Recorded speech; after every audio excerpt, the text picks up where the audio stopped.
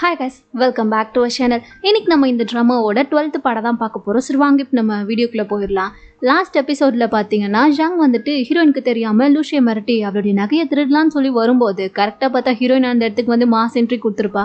இப்போ இந்த எபிசோட ஸ்டார்டிங்லேயே பார்த்தா ஹீரோயின் தான் வந்துட்டு கையும் களவுமா பிடிச்சிட்டா இல்லையா. ஸோ தேவையான ஃபோட்டோஸ் வீடியோஸ்லாம் எடுத்துட்டு இப்போ கூட நீ இன்னும் திருந்தலைல்ல, இங்கே எனக்கு தெரியாமல் திருடுறதுக்கு வந்திருக்கியா, இப்போவே இந்த விஷயத்த நான் போலீஸ்கிட்ட சொல்கிறேன்ற மாதிரி சொல்லும்போது சொல்லிக்கோ, எனக்கு இதுக்கப்புறம் எதை பற்றியும் கவலை இல்லைப்பா, நான் தான் ஆல்ரெடி வந்துட்டு போலீஸ்கிட்ட மாட்டி ஜெயில் வரைக்கும் போய் இருந்துட்டு வந்துட்டேனே. ஸோ இதுக்கப்புறம் நான் அதெல்லாம் பார்த்து பயப்பட போகிறது இல்லை.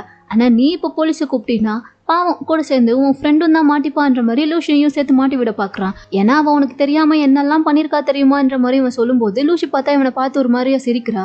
எதுக்கு இப்போ நீ சிரிக்கிறன்ற மாதிரி கேட்கவும் அவன் என்னடானா நேராக வந்துட்டு ஹீரோயின் பக்கத்தில் நின்றுக்கிட்டு, நான் ஆல்ரெடி இவங்ககிட்ட எல்லா உண்மையுமே சொல்லி மன்னிப்பும் கேட்டுட்டேன், அவங்களுமே என்னை மன்னிச்சிட்டாங்க, ஸோ இப்போ மாட்ட போகிறது நீ தாண்டான்ற மாதிரி அவளே பல்ட்டி அடிச்சிட இவனுக்கா செம்ம காண்டாயிருது. அப்போ இந்த வாட்டியும் என்னை ஏமாத்திட்டீங்களான்ற மாதிரி கொலை காண்டாகிறான். ஹீரோயினும் ரொம்ப அசால்ட்டா இதுக்கப்புறம் உன்னால் தப்பிக்க முடியாது, எவிடன்ஸோட மாட்டிக்கிட்ட, ஸோ கண்டிப்பாக நான் மறுபடியும் போலீஸ்க்கு போக தான் போகிறேன்ற மாதிரி சொல்லும்போது ஏன் இப்படி எல்லாம் பண்ணிட்டு இருக்க, ஆல்ரெடி என் வாழ்க்கையவே ஃபுல்லாக அழிச்சிட்டேன், எனக்கு எங்கேயும் வேலை கூட கிடைக்காம போயிடுச்சு, இப்போ வந்துட்டு இந்த நகையில் பாதி எடுத்துகிட்டு போகிறதுனால என்ன ஆகிட போகுது, அதோட இந்த நகையில பாதி எனக்கும் சேர வேண்டியது தானே, அதை நான் எடுக்கிறதுல என்ன தப்பு இருக்குன்ற மாதிரி கேட்டுட்டு இருக்கான். என்ன தப்பு இருக்கா, அது எல்லாமே நான் உழைச்சி சம்பாதிச்சது, அதை எப்படி நீ வந்து எடுத்துட்டு போக முடியும், அப்போ கூட எப்படி எனக்கு தெரியாம நீ திருட ட்ரை பண்ணலான்ற மாதிரி பயங்கரமா கோவப்பட ஆரம்பிச்சிடுறா.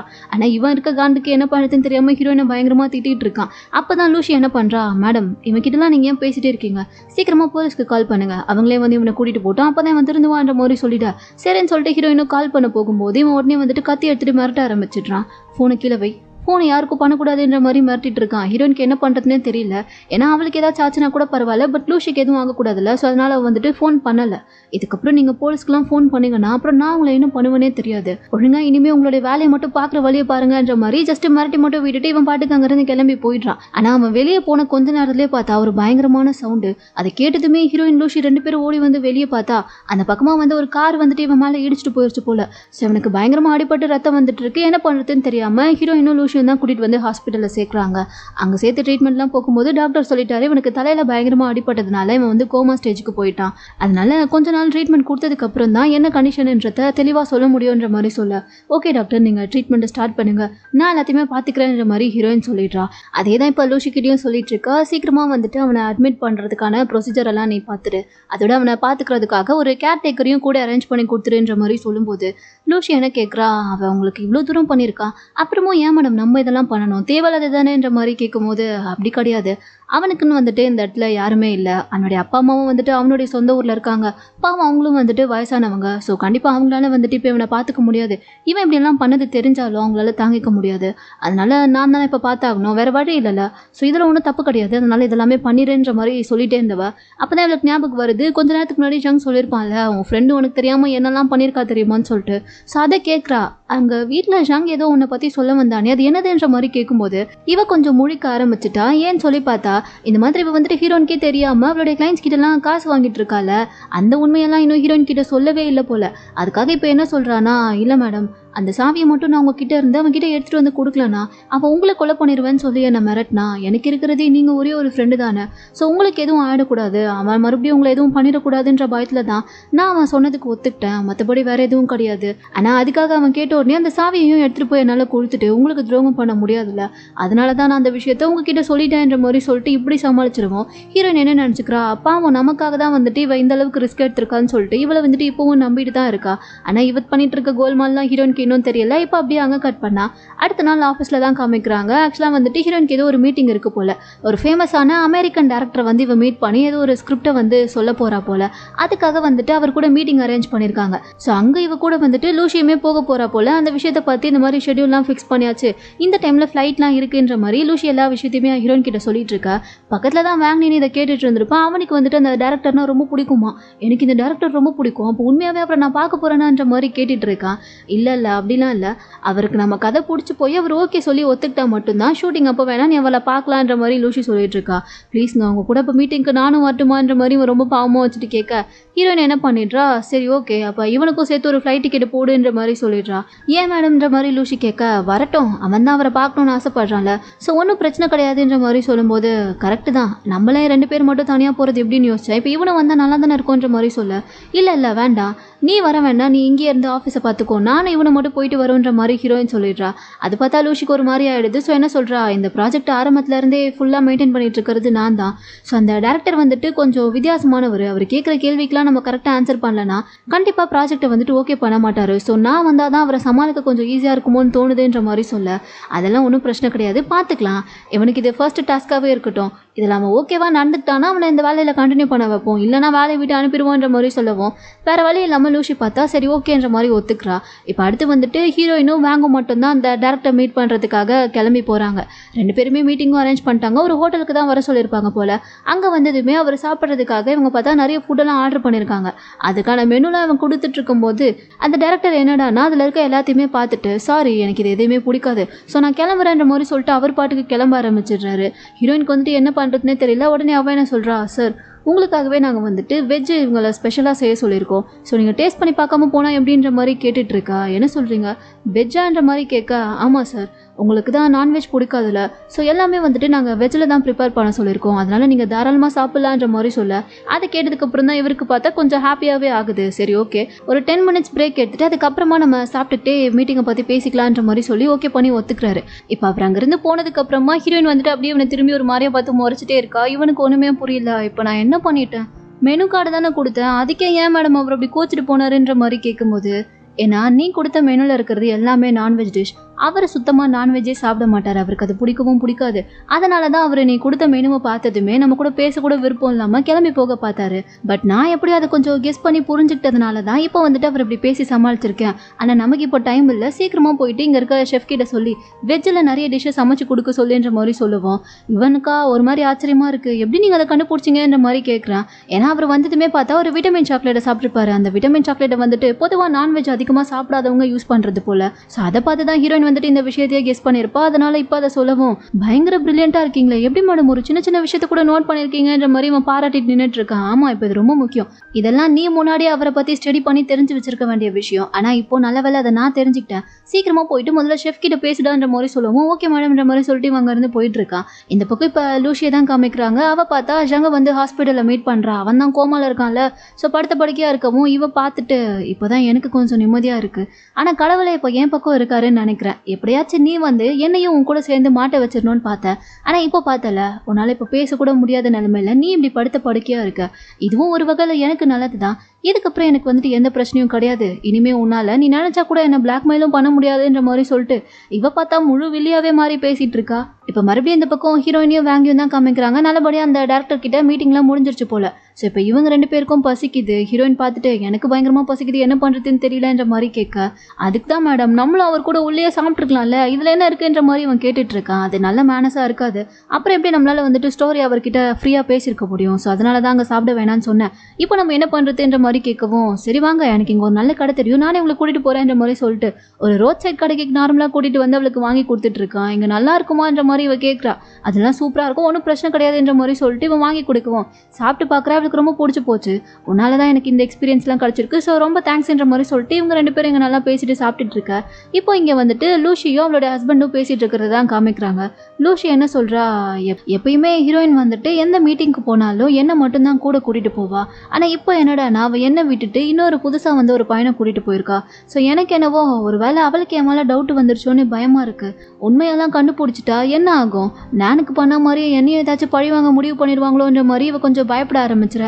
இவன் என்ன சொல்கிறான், நான் தான் அப்போவே சொன்னல அதுக்கெல்லாம் வாய்ப்பு இருக்குது, ஸோ இப்போ அது எல்லாத்தையுமே நீ சால்வ் பண்ணி அதுலேருந்து வெளியே வரணும்னா அதுக்கு ஒரே வழி, அவங்க கிட்ட பெருசாக ஏதாச்சும் ஒரு அமௌண்ட்டை அடிச்சுட்டு நம்ம வந்துட்டு இந்த ஊரை விட்டு வேற எங்கேயாச்சும் போயிடலாம், அதுக்கப்புறம் நம்மளுடைய மொத்த கடனையும் அடிச்சுட்டு இருக்க கொஞ்சம் பணத்தை வச்சு ஒன்று ஏதாச்சும் பிஸ்னஸ் ஸ்டார்ட் பண்ணுவோம், அப்படி இல்லைனா வேற எங்கேயாச்சும் வேலைக்கு போயிட்டு நம்ம ஃபேமிலியை பார்த்துப்போம், அதுதான் இப்போதைக்கு இருக்க ஒரே வழின்ற மாதிரி இவன் கொஞ்சம் ஐடியா கொடுக்க, லூஷிக்கு வந்துட்டு ஆல்ரெடி பண்ணிட்டு இருக்கிறதே திருட்டுத்தனம், இதில் எங்கே இருந்துடா இன்னும் லம்ப் அமௌண்ட்லாம் அடிக்கிறதுன்ற மாதிரி கொஞ்சம் பயமாக தான் இருக்குது. இருந்தாலும் வந்து என்ன சொல்கிறான்னா, அது இப்போவே என்னால் முடியுமான்னு தெரியல, பட் கொஞ்சம் டைம் போகும், ஸோ பார்க்கலான்ற மாதிரி சொல்லிட்டு இருக்கா. அதே சமயம் இந்த பக்கம் பார்த்தா இப்போ வேங்கும் ஹீரோயினும் வந்துட்டு கொஞ்சம் நல்லாவே பேசிக்க ஆரம்பிச்சிட்டாங்க. ஹீரோயினால ரொம்ப நேரம் ஹீல்ஸ் போட்டுட்டே நடக்க முடியலன்றதுக்காக இவன் போயிட்டு அவள் கொஞ்சம் கம்ஃபர்டபுளாக நடக்கிறதுக்காக ஃப்ளாட்டான ஸ்லிப்பர்லாம் வாங்கிட்டு வந்து கொடுத்து ஹெல்ப் பண்ணிட்டு இருக்கான். ரொம்ப தூரமாக பேசிட்டே நடந்துட்டு இருக்காங்க. இப்போதான் இவளுக்கும் பார்த்தா கொஞ்சம் வந்துட்டு மனசுக்கு ரிலாக்ஸாக இருக்குது, நம்மளக்கிட்ட கொஞ்சம் பேசுறதுக்கும் ஆள் இருக்காங்களேன்னு சொல்லிட்டு கொஞ்சம் ஜாலியாக பேசிட்டே போயிட்டு இருக்கும்போது திடீர்னு அந்த பக்கம் வேகமாக ஒரு வண்டி வரவும் நல்ல வேலையாக வேங் பார்த்தா அவளை இழுத்து காப்பாற்றிட்டான். ஸோ இதுலேயே வந்துட்டு ஹீரோயினுக்கு அவன் மேலே கொஞ்சம் ஒரு நல்ல அபிப்பிராயம் வர ஆரம்பிச்சிருது. இப்போ அடுத்த சீன்லேயே பார்த்தா அந்த டேரக்டர் போயிட்டு இவங்க மீட் பண்ணியிருப்பாங்கல்ல, அவர் வந்துட்டு இவங்க கதையை ஓகே பண்ணி நீங்கள் கொஞ்சம் ஸ்கிரிப்டை வந்து இன்னும் டெவலப் பண்ணி ஒரு ப்ரெசன்டேஷனாக ரெடி பண்ணி கொண்டு வாங்கன்ற மாதிரி சொல்லியிருப்பார் போல். ஸோ அதனால ஹீரோயின் வந்துட்டு அதுக்காக தான் வந்துட்டு எல்லாத்தையுமே பக்காவாக ரெடி பண்ணிட்டு இருக்கா. ஏன்னா அவள் நாளன்னைக்கு போய் ப்ரெசன்டேஷன் பண்ணணும் போல்.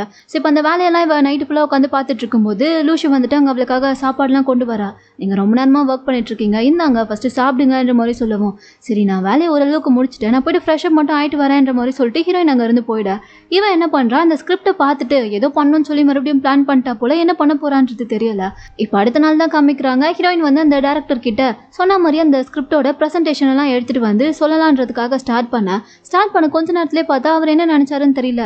என்னது இது, நீங்கள் கொடுத்துருக்க ஸ்கிரிப்டும் இன்னொரு கம்பெனிலேருந்து எங்களுக்கு வந்திருக்க ஸ்கிரிப்டும் ஒரே மாதிரியே இருக்குன்ற மாதிரி கேட்குறாரு. இவளுக்கு ஒன்றுமே புரியல. என்ன சார் சொல்கிறீங்க, வாய்ப்பே இல்லை, இது என்னுடைய கதை, நான் தான் கதையோட டீட்டெயில்ஸை கூட உங்ககிட்ட ஸ்டார்டிங்கே வந்து அந்த மீட்டிங்கில் சொல்லியிருந்தேன்ல, அப்புறம் எப்படி இது வந்துட்டு இன்னொரு கம்பெனி கொடுக்க முடியுன்ற மாதிரி கேட்கும்போது எனக்கு தெரியலையே, ஆனால் ஆல்ரெடி இப்போ நீங்கள் பண்ணிகிட்ருக்க ப்ரெசன்டேஷன் எனக்கு முன்னாடியே அவங்கக்கிட்ட இருந்து வந்திருக்கே, அது எப்படி இப்போ நடக்கும்ன்ற மாதிரி கேட்க இவங்க யாருக்குமே ஒன்றுமே புரியல என்னடா நடக்குதுன்னு சொல்லிட்டு.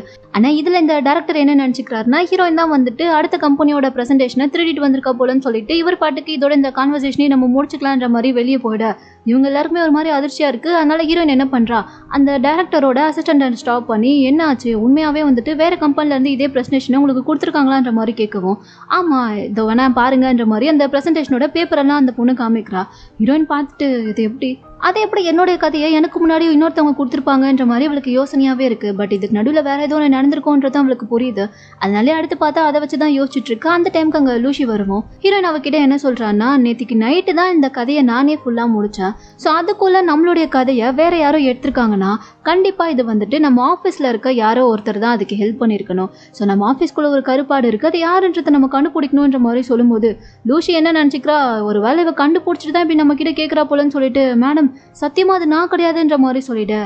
உன்னை போய் நான் சந்தேகப்படுவேனாப்பா, நீ அப்படிலாம் பண்ண மாட்டேன்னு எனக்கு தெரியாதா, நான் உன்னை சொல்லலை, ஆனால் நம்ம கம்பெனிலே நம்ம கூட இருக்க வேறு யாரோ ஒருத்தர் தான். ஸோ அது யாருன்றதை நம்ம சீக்கிரமாக கண்டுபிடிக்கணும், அதுக்கு எனக்கு உன்னோட ஹெல்ப் தேவைப்படுது, அதனால தான் இதை நான் உங்ககிட்ட சொன்னேன்ற மாதிரி சொல்லவும் அப்புறம் தான் இவளுக்கு கொஞ்சம் நிம்மதியாகவே இருக்குது. அப்படியே இப்போ அங்கே கட் பண்ணால் இந்த வேங்க தான் காமிக்கிறாங்க. அவன் யாரையோ ஒருத்தரை மீட் பண்ணுறதுக்காக வந்திருக்கான், யாரை மீட் பண்ணுறதுக்காக வந்திருக்கான்னு சொல்லி பார்த்தா வேறு யாரும் கிடையாது, நானை தான். ஆக்சுவலாக இவனே வந்துட்டு நான் வச்சிருக்க ஆள் தான் போல. அதோட இப்போ தான் இன்னொரு விஷயத்தையும் காமிக்கிறாங்க.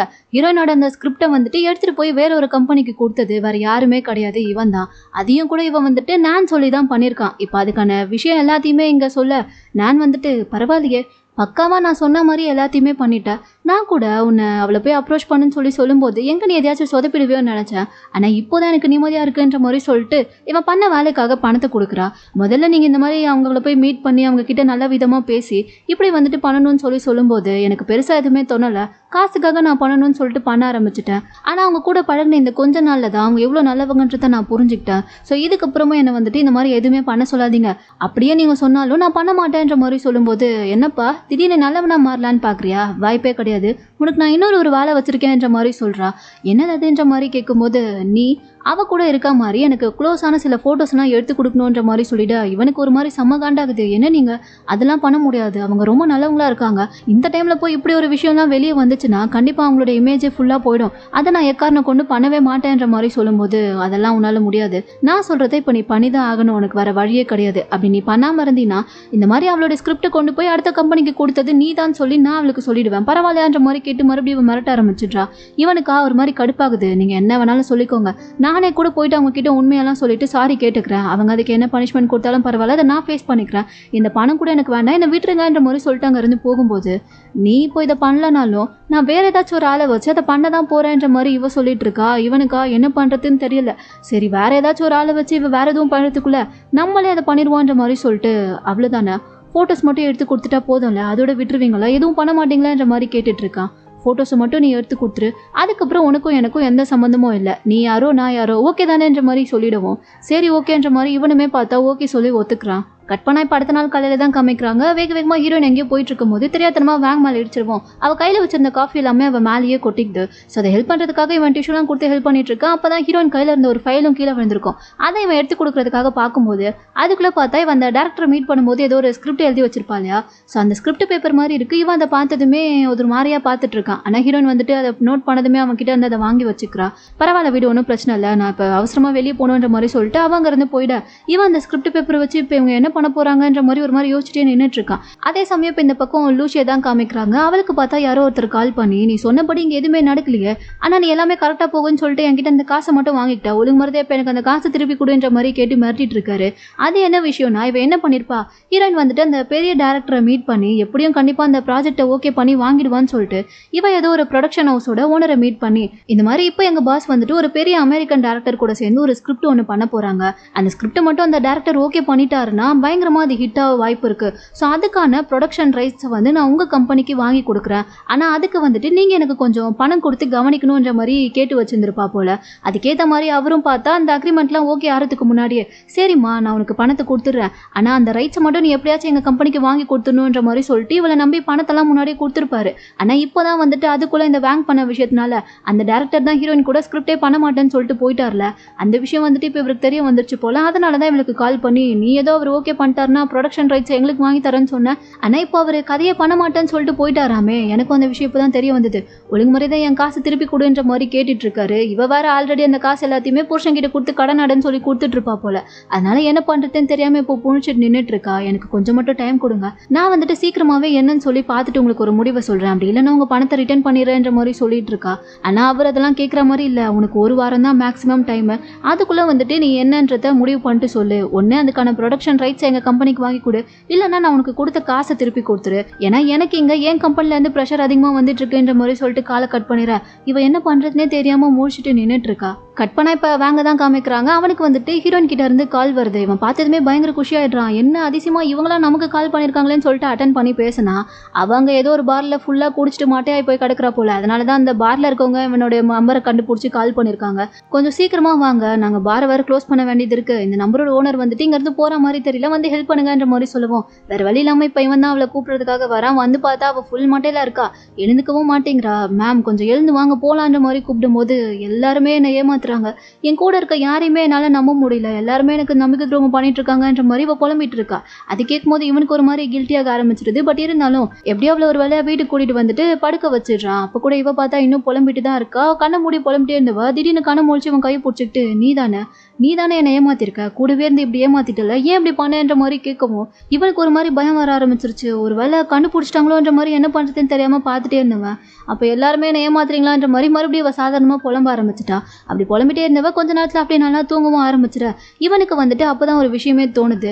நான் வந்துட்டு இந்த மாதிரி ஃபோட்டோஸ்லாம் கேட்டிருப்பால, ஸோ இப்போ இதுதான் வந்து கரெக்டான சான்ஸு, பேசாமல் இதை யூஸ் பண்ணியே நம்ம ஃபோட்டோஸ் எடுத்துப்போன்ற மாதிரி சொல்லிட்டு இவன் ஃபோனை எடுத்து ஃபோட்டோஸ் எடுக்க ஆரம்பிச்சிட. இந்த பக்கம் இப்போ லூஷிக்கு பார்த்தா அந்த ப்ரொடக்ஷனோட ஓனர் வந்துட்டு ஃபோன் பண்ணி இன்னும் விடாமல் காசை கேட்டுகிட்டே இருக்காரு.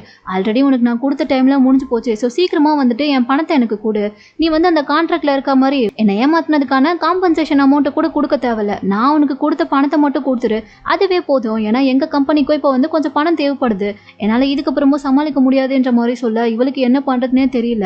ஏன்னா இப்போ இவகிட்ட அந்த அளவுக்கு பணமும் இல்லை, ஹீரோயின் கிட்ட கேட்டாலும் முழு உண்மையை சொல்ல வேண்டியதாக இருக்கும், என்ன பண்ணுறதுன்னு தெரியாமல் இன்னும் கொஞ்சம் டைம் கொடுங்கன்ற மாதிரி கேட்க இவர் பார்த்தா கொடுக்கவே முடியாது, உனக்கு ஒரே வழி தான், சீக்கிரமாக வந்துட்டு எனக்கு இன்னும் ஒரு 2-3 நாளில் பணத்தை கொடுக்குற வழியை பாரு, அப்படி இல்லைனா நான் வந்துட்டு நேராக உங்கள் கம்பெனி பாஸ்கிட்டே போய் பேசிக்கிறேன்ற மாதிரி சொல்லிடுவோம். இவளுக்கா என்ன பண்ணுறதுன்னு தெரியல. சார் வேண்டான்ற மாதிரி சொல்கிறதுக்குள்ளே அவர் பார்த்தா காலை கட் பண்ணிட்டு போயிட்டாரு. இவளுக்கு ஒரு பக்கம் பயம் வர ஆரம்பிச்சிருச்சு. எங்கே இந்த விஷயம் வந்து ஹீரோனுக்கு தெரிஞ்சா அவ்வளோதான் நம்மளை உண்டுலன்னு ஆக்கிடுவாளோன்னு சொல்லிட்டு. ஸோ அந்த பயத்தில் இவங்க இப்போ என்னடா பணத்துக்கு பண்ணுறதுன்ற மாதிரி யோசிச்சுட்டு இருக்க. இங்கே வேங்கும் வந்துட்டு அவன் எடுத்த ஃபோட்டோஸ் எல்லாத்தையுமே பார்த்தா நானுக்கு வந்துட்டு அனுப்பிடுறான். அதை பார்த்ததுமே அவன் வந்துட்டு ஏதோ மாஸ்டர் பிளான் போட ஆரம்பிச்சுட்டா. இப்போ அந்த ஃபோட்டோஸ் எல்லாமே அடுத்த நாள் காலையில் பார்த்தா இன்டர்நெட் ஃபுல்லாக ட்ரெண்டிங்கில் போயிட்டுருக்கு. வேறு யார் இதை பண்ணியிருப்பா, நான் தான் பண்ணியிருக்கா போல. ஸோ அதனாலே இந்த விஷயம் எல்லாருக்கும் தெரிய வந்ததுனால அடுத்த நிமிஷமே ஹீரோயினோட கம்பெனி முன்னாடி ப்ரெஸ் பீப்புள் எல்லாருமே வந்துட்டாங்க. அதோட ஹீரோயின் ஆஃபீஸில் ஒர்க் பண்ணுற ஸ்டாஃப்ஸ்க்கு கூட இந்த ஃபோட்டோஸ் தனித்தனியாக வந்திருக்கு போல். அவங்க எல்லாருமே பார்த்துட்டு உண்மையாகவே இது பாஸ் தானா, கூட இருக்கிறது இப்போ நம்ம கம்பெனியில் புதுசாக வந்து ஜாயின் பண்ணானே அந்த பையன் தானேன்ற மாதிரி எல்லாருமே பேச ஆரம்பிச்சிட. லூஷியுமே இதை பார்க்குறா. பட் அவளுக்கு வந்துட்டு நம்பிக்கை இல்லை, இதில் இது ஏதோ போயிருக்குன்றது அவளுக்கு புரியுது. ஹீரோயினுக்கு இதை பார்த்ததுமே இன்னும் ஷாக் ஆகுது. என்னடா இது இப்படிலாம் வந்திருக்கேன்ற மாதிரி மாதிரி அவள் பார்த்துட்டு இருக்கும் போதே ப்ரெஸ் பீப்புள் எல்லாருமே வந்துட்டாங்களா. ஸோ அவங்களுக்கு பதில் சொல்லி ஆகணுன்றதுக்காக அவள் கீழே வந்துட்டா. ப்ரெஸ் பீப்புள் பார்த்ததுமே கேள்வியாக கேட்டுட்டு இருக்காங்க, என்ன மேடம் இதெல்லாமே உண்மையா? ஆனால் அந்த ஃபோட்டோஸில் டேட் மென்ஷன் ஆகிருக்கே, அந்த டேட் படி பார்த்தா உங்களுடைய ஹஸ்பண்ட் கூட உங்களுக்கு டிவோர்ஸ் ஆகிறதுக்கு முன்னாடிலாம் இருக்கு. அப்போ இதில் எது உண்மைன்ற மாதிரி கேட்டுட்டு ஆளாளுக்கு கேள்வியாக கேட்டுட்டு இருக்கா. ஹீரோயின் வந்துட்டு அது எதுவுமே உண்மை கிடையாது, அந்த ஃபோட்டோவில் இருக்கிறது நானே இல்லைன்ற மாதிரி சொல்லிட்டு இருக்கா. அப்படி அவள் கரெக்டாக பேசிட்டே இருக்கும்போதே அந்த இடத்துக்கு பார்த்தா நல்லா சூப்பராக நடிக்கிறியம்மான்ற மாதிரி சொல்லிட்டு நானோட என்ட்ரி. அவளை அங்கே பார்த்ததுமே ஹீரோயினுக்கு புரிஞ்சு போச்சு இது இவளுடைய வேலை தான் சொல்லிட்டு, இருந்தாலும் என்ன பண்ண முடியும், அப்படியே அமைதியாக தான் நின்றுட்டு இருக்கா. நான் பாட்டுக்கு இதுதான் சாக்குன்னு சொல்லிட்டு பார்த்தீங்கல்ல, அன்னைக்கு நான் இந்த இடத்துல இவகிட்ட முட்டி போட்டு மன்னிப்பு கேட்டேன். ஆனால் அப்போ கூட அவள் என்னை மன்னிக்கிறதுக்கு ரெடியாகவே இல்லை. என்னுடைய சூசைடியே ஃபேக்குன்னு சொல்லி எல்லாரையும் நம்ப வச்சுட்டா. ஆனால் இப்போ இவளை பற்றி இப்படி ஒரு விஷயம் வெளியே வந்திருக்கே, இதை பற்றி எல்லாருமே என்ன சொல்ல போறீங்க?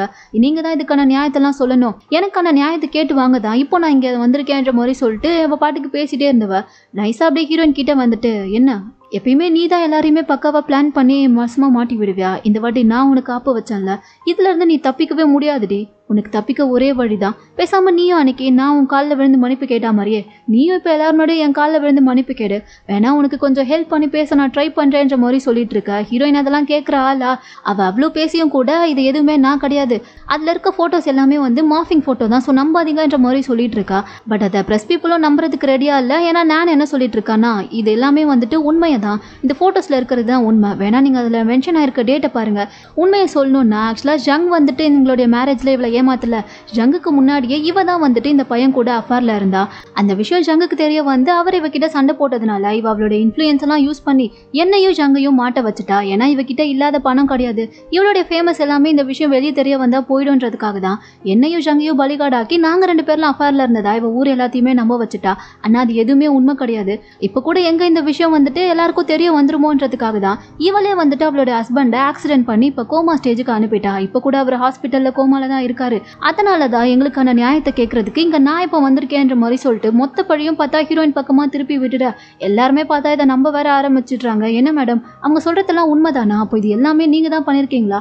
ஏன் இப்படி பண்ணீங்க? ஒழுங்காக உண்மையை சொல்லுங்கன்ற மாதிரி ஆளாளுக்கு கேள்வியாக கேட்டுட்ருக்க. ஹீரோயினுக்கு என்ன பதில் சொல்கிறதுனே தெரியல. ஏன்னா அவளால் இப்போ எதுவுமே ப்ரூவும் பண்ண முடியாதுல்ல. ஸோ ஒரு மாதிரி அமைதியாக நின்றுட்டே இருக்கிறதோட இந்த ட்ராமாவோட 12th பார்ட் இங்கே முடியுது. இதுக்கப்புறம் அடுத்து இன்னும் என்னெல்லாம் நடக்க போகுதுன்றதை நம்ம நெக்ஸ்ட் பார்ட்டில் பார்த்துடலாம். இந்த வீடியோ உங்களுக்கு பிடிச்சிருந்தா லைக் பண்ணுங்கள், மறக்காமல் நம்ம சேனலுக்கு சப்ஸ்கிரைப் பண்ணுங்கள்.